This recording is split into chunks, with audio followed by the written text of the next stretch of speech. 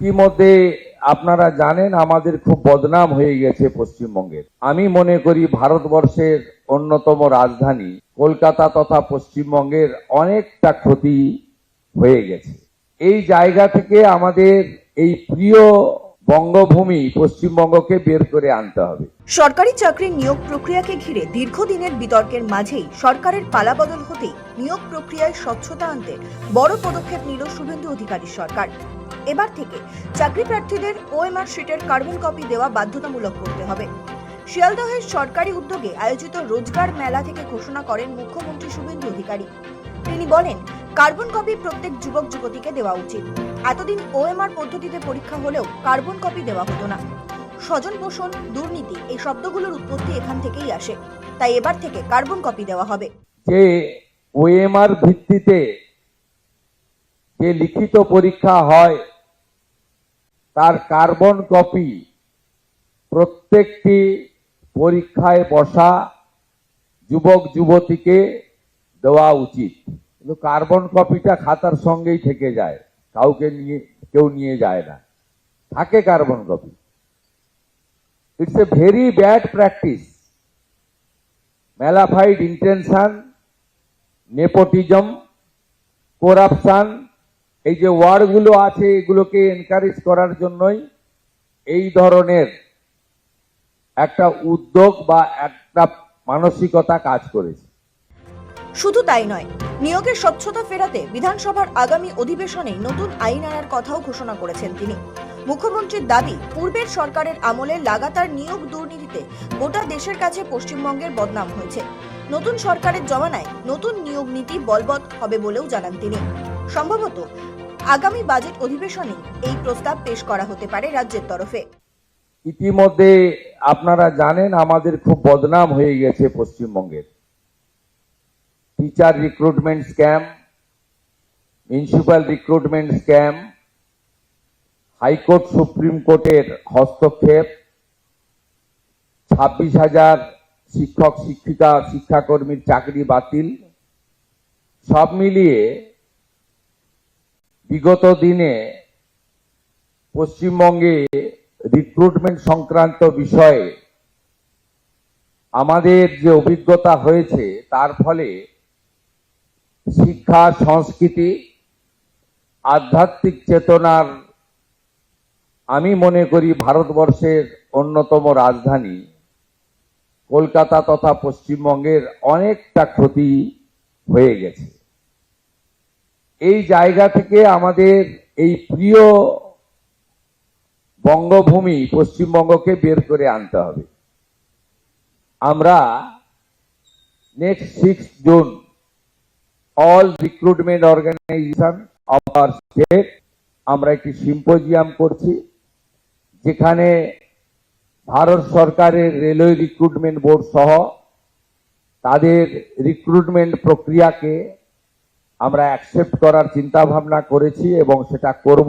চাই একাডেমিকের মূল্যায়ন, ইভ্যালুয়েশন, আমরা চাই 100 পয়েন্ট রোস্টার, 100%। শনিবার শিয়ালদহের সরকারি উদ্যোগে আয়োজিত রোজগার মেলা অনুষ্ঠানে যোগ দিয়েই এই বার্তা দেন মুখ্যমন্ত্রী।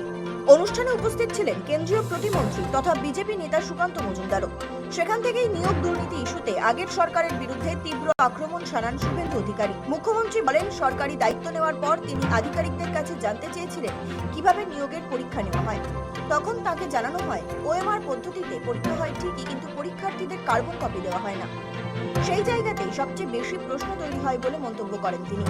শুভেন্দুর কথায়, কার্বন কপি নিজেদের কাছে রেখে দেওয়ার সংস্কৃতি থেকে স্বজন পোষণ ও দুর্নীতি অভিযোগ তৈরি হয়েছে। তাই এবার থেকে সেই ব্যবস্থা বদলানো হবে। তিনি আরো জানান, নিয়োগ প্রক্রিয়াকে আরো স্বচ্ছ করতে লিখিত পরীক্ষা, শিক্ষাগত যোগ্যতার নম্বর এবং মৌখিক পরীক্ষার নম্বর বন্টন নিয়েও পুনর্বিবেচনা করা হচ্ছে।